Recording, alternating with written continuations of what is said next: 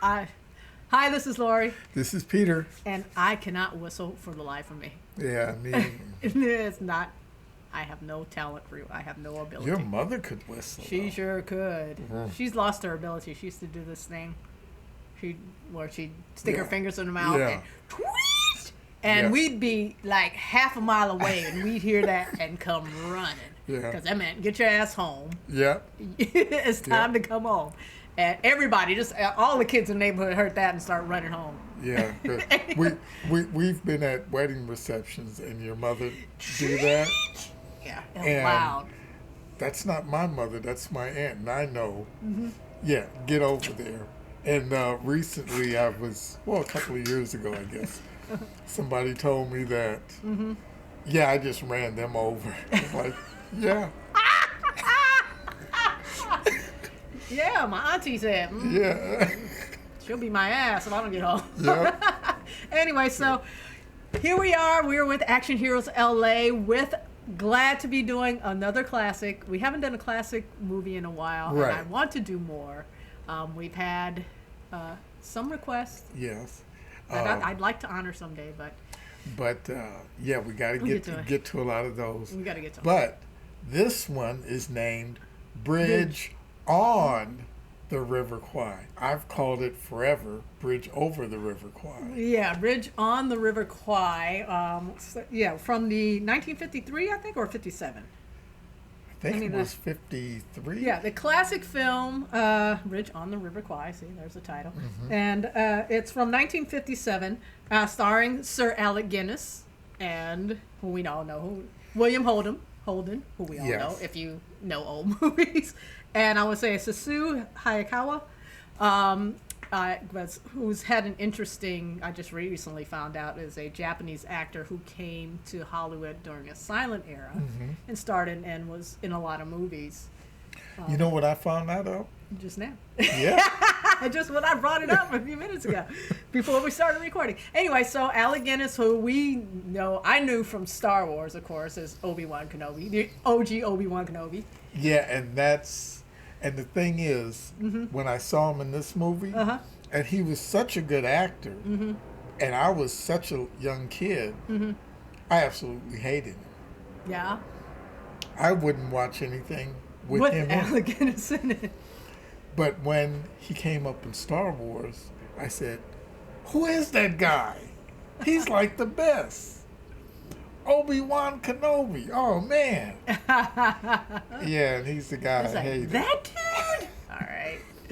Anyway, so Bridge on the River Kwai, you saw this as a kid. Yes. Have you seen it since then, or was this the first time seeing it? Did you watch it? I saw bits and pieces as I grew up, and it's just like, oh, yeah, I don't like it. I'm not looking at it. Yeah, And yeah. just kept walking. Yeah. It's I think when you're younger, these longer, older movies are hard to watch. And I had never watched it, and it's one of those movies that you hear always considered a classic. That I was like, I want to check it out. And unfortunately, And I didn't know it's a 3-hour movie. it's 2 hours and 41 minutes. First of all, I found a video that was not the whole movie, and so I was thinking it was going to be an hour and 40 something minutes. Yeah. Oh, David Lean directed it. There, another big name, big deal. And so, and unfortunately, we watched it 4th of July after I ate a nice rib meal, and it was just not a good combo to come and watch a long, slow, old movie right after that, because I dozed off like the first half of this movie. I have to admit. Yeah. Well, one thing I kept going, okay, move on, let's go. I'm like, Yeah, I mean the wow. first half of the story. I mean, it's kind of see. This is where George Lucas got the opening crawl for Star Wars, apparently. So the first half, it's about Alec Guinness. He's a captain of a captured British army. They're captured by the Japanese on this Right. island, and they want the Japanese want these soldiers to build the bridge. Right. On the River Kwai. Yeah. But because the officers refused to do manual labor. Yes, you because it was part of, in the Geneva Convention, Okay. Yeah. officers do not do manual labor. Captured officers do not do manual Right. labor, and which this is getting to where last words of this movie make sense. So he protests. He gets put into a hot box for days, starved, just heated, sweaty, nasty, grungy, and until they finally give up. He doesn't break, and to the point where the soldiers agree, the Japanese agree to let the captains, any of the officers, any of the officers do the manual labor, and then the British soldiers start building the bridge. One soldier who was already in the camp, he's an American, was William Holden. Right.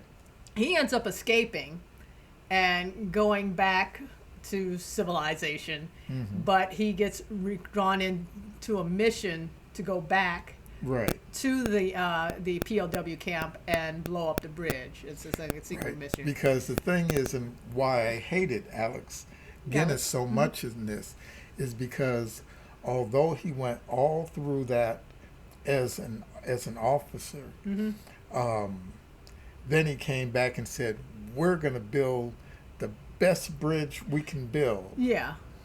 And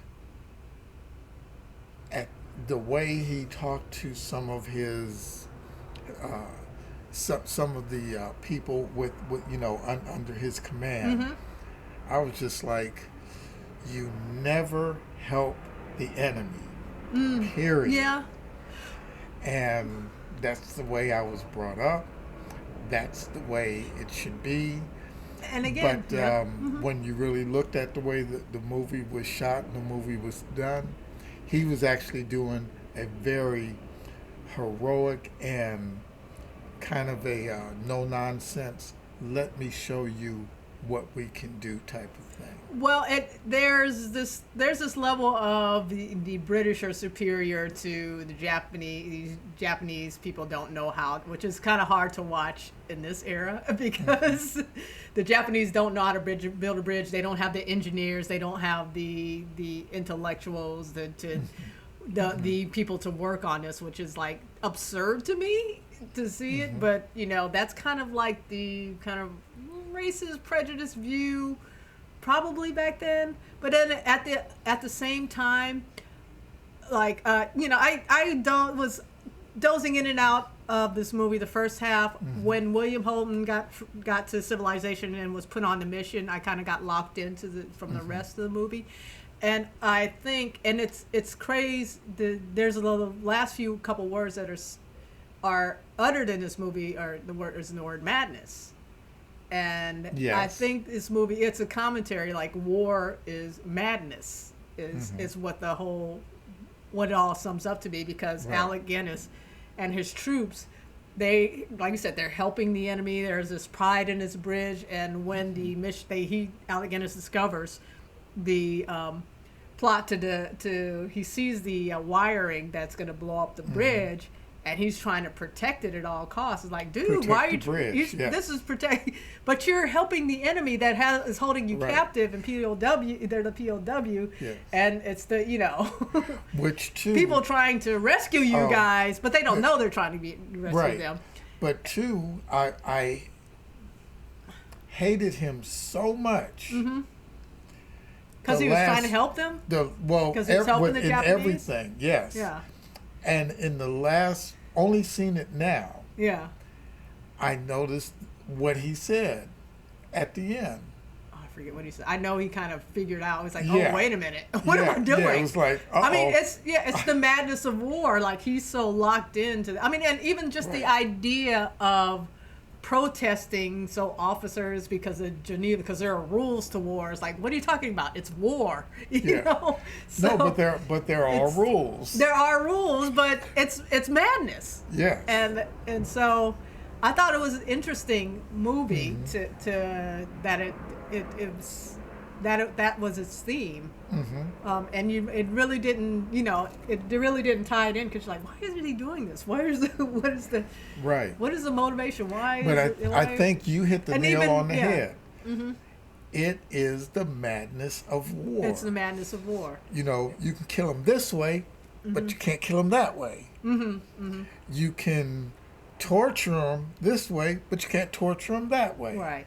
And it's just the back and forth, like, what is going on Yeah. here? Yeah, and just the idea, there was, I forget, I wish I can remember the scene. I remember the scene, I can't remember what he said, where one of the soldiers that's on a rescue mission, it says, you know, he's like, what are you talking about, all these rules and stuff, like people are going to die or something. This is, you know, this is about life and death, or something to that effect. So it was interesting to see this, as dated some things are. You know, I feel it is an anti-war movie in a lot of ways. Yes. Yeah. And I'm trying to think. Yeah. So I wish I could go into more on this. I didn't really like prep a lot of notes in advance, or like take time. I didn't have time to kind of like really process this movie as much as I wanted. But these are the things that really kind of stood out to me. In watching this, in this movie, there are so many small nuances with the overall look at what this is, and it's to me it's a fantastic movie.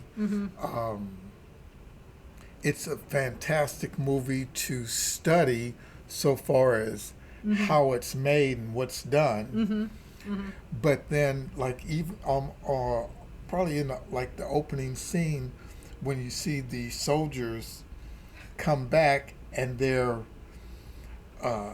told, you know, okay, they're gonna halt, but still their duty, or the things that they do is march in place. And then I love the way the camera pans, and you see, here's a guy with shoes. Here's a guy who's walked through his shoes. Here's a guy with just socks. Here's a guy who's barefoot. Here's a guy, one busted shoe on, barefoot on the other. You know, it's just, and you start to go, wow, they really went through a lot, or, you know, and if prisoners of war didn't really go through a lot of that, okay, but wow, you know, for somebody to take this movie and do this, you know, to show, not to, you know, show actuals, but to show this is a hardship. Yeah. You know, so the director of this movie was fantastic. Well, David Lean is a legend. And I was trying to remember what movies he did. And no wonder why I know about this movie. He did Lawrence of Arabia, another classic I want to see, but that's like 4 hours long. Yes. Dr. Zhivago. And all of these are movies like my mom loves. She watches these at like twice a year. Yes. She'll sit. Oh, and both of them are like 3-4 hours long. I mean, Passage to India was like an Oscar winner for in like the 80s. So David Lean, of course, yeah, he's a Hollywood legend and done But some that's like the other classic Hollywood I didn't films. know until we decided we wanted to see this movie. And I know I was just like, oh no, we got to see that movie. Yeah. I hated Alec Guinness, but the thing was, I never knew he was a really good actor. Well, yeah. He won the Academy Award. Oh, for this? Yes. Did he win that? Okay. Yeah, he Yeah. is Sir Alec Guinness for a reason. Yes. Or was. Yeah, Rip, well. Rip Obi-Wan Kenobi. The original OG Obi-Wan Kenobi. Yes. That's hard to say. Anyway, so that is, any other thoughts on the bridge on the River Kwai from 1957, directed by David Lean? Well, they should have called it Over the River Kwai, because that's what I called it forever. And actually, looking at some of the notes, a lot of people did that. Oh, yeah. So I think it's been confused for a lot of years. So anyway, I would love to see, I'm going to have to look at some reviews on YouTube, some people doing a deeper dive into this, because there's little things I picked up on, and I'm sure there's a lot more stuff that that's presented in this that I'd like to see. So anyway, that's Bridge on the River Kwai. I rented it off of Amazon. I don't know if it's streaming anywhere in particular. The version on Vimeo is not the full version that somebody posted. Of course, I was surprised because I was like, why would this be on Vimeo? They'd pull like copyrighted material down right away. Now it makes sense. It wasn't the whole movie. Anyway, so if you've seen Bridge on the River Kwai, please leave a comment. We really enjoy, I particularly enjoy, because a lot of people appreciate when YouTubers do classic movies, and I love hearing from people. So let me know in the comments what you thought of this movie, and we out. We out. We out. We out like Alec Guinness out of that hot box. Yeah, and he was out of his mind. Oh, he was out. Yeah. I don't know. I don't know if I could do it. All right, we out.